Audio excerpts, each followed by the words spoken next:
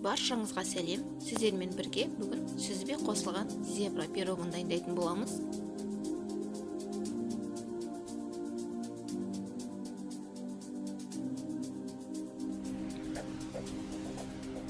Бізге керекті ұн. Ұнымыздың үстіне сары майымызды күштен өткізіп аламыз.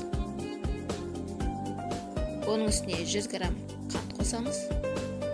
1 ас қасық қобызғыш қосамыз. 1 ас қасық қаймақ қосамыз.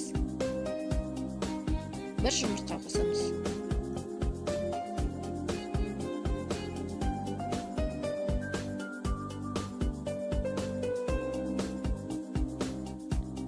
Енді салмамызды дайындаймыз. Бізге керекті сүзбе. Оның үстіне 2 жұмыртқа қосамыз.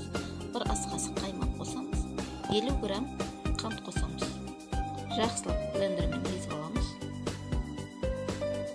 Міне салмамыз дайын болды. Оны 2 ыдысқа бөліп аламыз. Біреуіне 2 ас қасық какао қосамыз. Екіншісіне 2 ас қасық ұн қосамыз.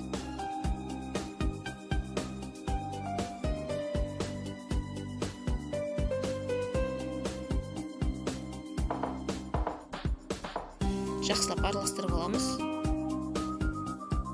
Оны видеодағыдай қамырымыздың ішіне саламыз.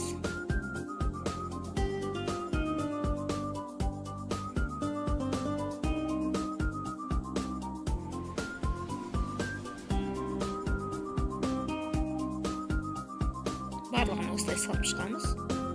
180 градуста 35-40 минут пісіріп аламыз.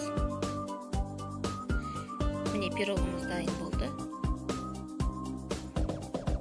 Өте жұмсақ әрі дәмді болып шығады. Достар, менің каналыма тіркеліп, лайк, комментарий қалдырып кетіңіздер. Баршаңызға көп